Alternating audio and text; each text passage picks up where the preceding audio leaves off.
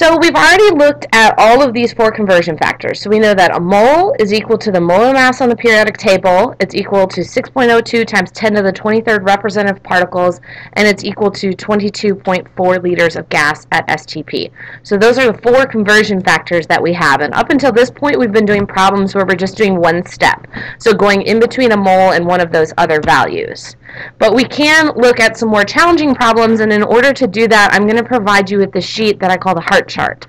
And so the heart chart shows you how to make conversions from a mole to another thing, and you can use it as sort of a cheat to help yourself get going on making more complex mole conversion problems. However, you will not be able to use this on a test. So let me just use, and I'll do some examples for you, and you can get one of these when you come to class. So first, let's look at this problem. So it says you have 28 grams of calcium chloride. How many formula units do you have? So in this case, I'm looking at a two-step problem. I'm told grams from the periodic table, and then I need to find formula units. So I'm going to go from mass to moles, and then moles to formula units. Okay, so we start by writing what we have. So you have 28 grams of calcium chloride. Now I need to be able to write the formula correctly. It's CaCl2. And the first step that I want to take is I want to go from the mass to the moles. So I need to use the periodic table to get my conversion factor, and I've already looked that up so that we don't have to waste time adding up the parts, and I know that that's 110 grams of calcium chloride makes up 1 mole of calcium chloride. Now, my next step then is going to be to go from moles to formula units. So I'm going to use Avogadro's number. I have my grams already canceled out, so I now want my moles to cancel out, so that's got to be on the bottom. And on the top, I'm going to have 6.02 times 10 to the 23rd, and that would be FUs. Okay, so now we just have to plug in our two steps. So 28 divided by 110 because it's on the bottom, and then multiplied by 6.02 e to the 23rd, and I get there are 1.5 times 10 to the 23rd, FUs of calcium chloride in that 28 grams. Okay, now let's try another one. This one has us starting with grams of carbon monoxide and asking us how many liters do we have at standard temperature and pressure. So I'm going to start here with the mass, and I have to work my way through the mole and then go to gas volumes of STP. So again, I'm starting with my grams, so I just write that down. And I've looked at the mass already. 1 mole is equivalent to 28 grams of carbon monoxide. And then the next step is to go to liters. So I know there are 22.4 liters in 1 mole of carbon monoxide at STP. So my grams cancel, my moles cancel, and I'll be left with liters of carbon monoxide. So I'll just plug that in. So 312.7 divided by 28 times, oops, let's do that again. 312.7 divided by 28 times 22.4.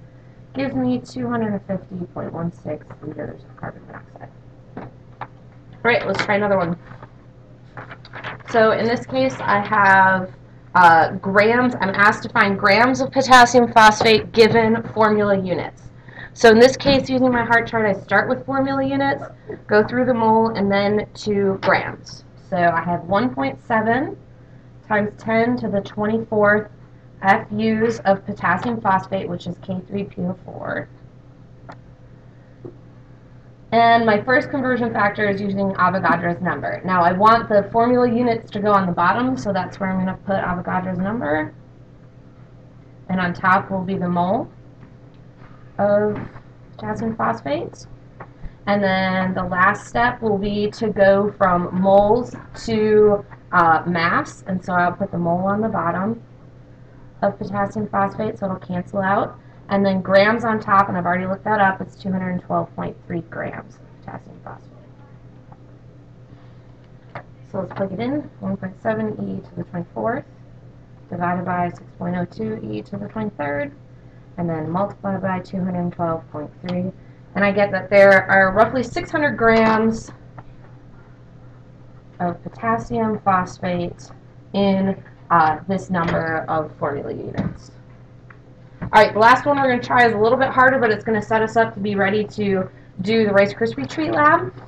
So in this problem it says, how many oxygen atoms are in 68 grams of calcium carbonate? So if I look at I'm going from grams and I want to know atoms. So I see that I start here at mass and I need to go to moles. But then when I go from moles to here, atoms is not the representative particle of a ionic compound. A formula unit is. So I'm actually going to have to take an extra step. So let's just set up till we get here, and then we'll have the last step where we can figure out oxygen atoms. So I have 68 grams of calcium carbonate, and I know that for every 1 mole of calcium carbonate, I've looked on the periodic table and added up the formula mass of this. So that gives me, it's actually 100 grams of calcium carbonate in each mole. And then I'm going to go to formula units, so 1 mole of calcium carbonate on the bottom, so that it'll then cancel out here. And I put 6.02 times 10 to the 23rd, and that's FUs of calcium carbonate. And then I need one last step. So if I look at the formula, I can see here from the formula that for every formula unit, there are 3 oxygen atoms. So by using that formula, I can take that last step. Right? So I'm going to put that 1 formula unit of calcium carbonate has 3 oxygen atoms in it.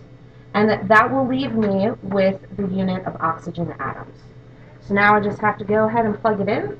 68 divided by 100 times 6.02 EE. 68 divided by 100 times 6.02 EE to the 23rd. And then multiplied by the 3 atoms that are in each formula unit. And I get there are 1.23 times 10 to the 24th oxygen atoms in this number of grams of calcium carbonate. So now, after being able to do these problems where we solve for the oxygen atoms, you should now be able to perform the Rice Krispie Treat Lab.